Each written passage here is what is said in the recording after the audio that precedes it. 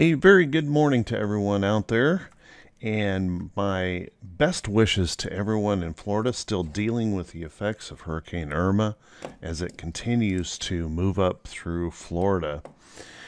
This is Doug Campbell with Right Way Options and your morning market preparation video for August 11th, 2017. Well, my goodness, the market has decided it's just going to be really, really happy this morning.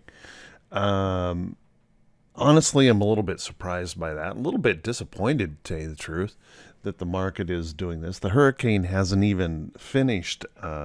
We haven't even begun to pick up the pieces or tally the damage, and the market is already thinking, hey, let's make some money on this. So, if you ever had a question whether or not the market actually cares about people, cares about you in any way, shape, or form, that should answer that question for you.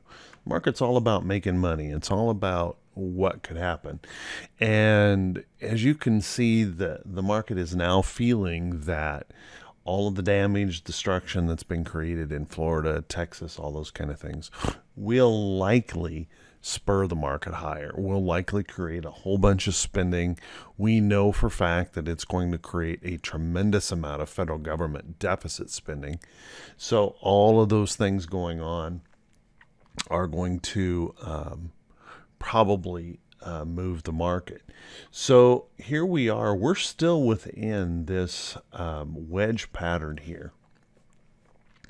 And as you can see, the price action this morning, the futures are, at least right now, looking to open right up here, very near that price resistance. We're going to leave a big gap behind here on the diamonds, which leaves us in kind of a tough situation, because any kind of a gap up like that at or near a market high point can create quite a little bit of volatility. Can also create whipsaw price action. And whipsaw price action is, we get a gap up in the morning, boom, market gaps up. They sell it off immediately after the market opens, all the way back down. Can sometimes even go below that, filling the gap, only to find then it whips back higher. So be careful not to chase. Plan your trades carefully, and don't rush in to a morning gap like this. Remember, there's really no retail traders in here. Very few retail traders trading that pre-market. This is all done by the big boys, and who knows, maybe they're popping it up, getting somebody to sell, creating an emotion, getting somebody to sell to. So let's watch, wait, and be careful. Let's take a look at that SPY, SPY. Nice gap up here this morning, right back up here to these highs. But notice that we are not breaking out of these highs, at least yet. We're coming up here. We're going to retest these highs, this place where it has challenged us multiple times before. So no breakout here on the SPY, at least yet, but that is certainly possible. If we take a look at the Qs are trying to reverse Friday's candle, but as you can see, that's all it's doing, is reversing Friday's candle and leaving a, rather significant gap behind. So, the Qs having been the strongest of the market, I think this actually looks probably the most positive of all of the markets, the most healthy of all the markets, holding trend, holding support. And if we look at the moving averages, holding the 50-day moving average, everything is pretty strong here. And by the way, the diamonds holding that 50-day moving average is a positive thing. The SPY holding that 50-day moving average is a positive thing. So I don't want anyone to think that I am in any way, shape, or form thinking bearishly on the market. We are still in a trend.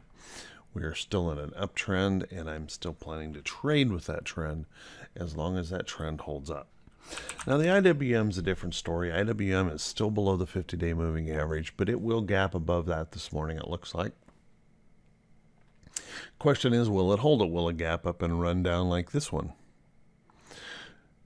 Can't say that for sure, but if it holds above the 50, that's a good thing. But also recognize we're running into a more resistance area here on the IWM.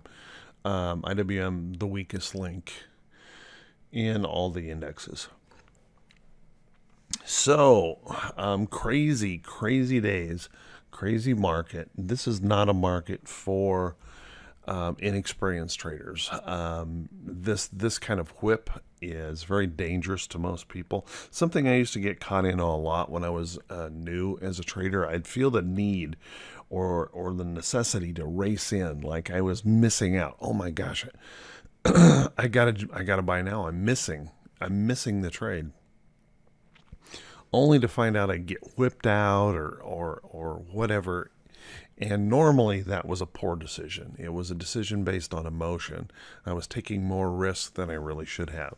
So please do yourself a favor. Plan your trades carefully. Have a trading plan in place. Plan your trades carefully. Don't take too much risk here. Notice we're not breaking out to new highs yet. Excuse me. As much as this gap up looks great and we want to chase, we're not breaking out to new highs. This could be the new failure point. Remember, North Korea, we're not done with that. All of this emotion is spilling out right now, and that's okay. That's the market being honest with itself. But we don't have to chase it as retail traders. We can wait. We can prepare for the better trades. Now, RWO is in a great position. We have some really nice long positions. Some of them are already showing positiveness this morning. And we should gain the benefit of this nice gap up, okay? But that doesn't mean we have to chase into a whole bunch more trades. We're looking really good. Let's stay with our good trades, and we will plan our next trade very carefully like we always do. Okay, quick look at the VIX. Now, the VIX is likely going to experience a substantial gap down.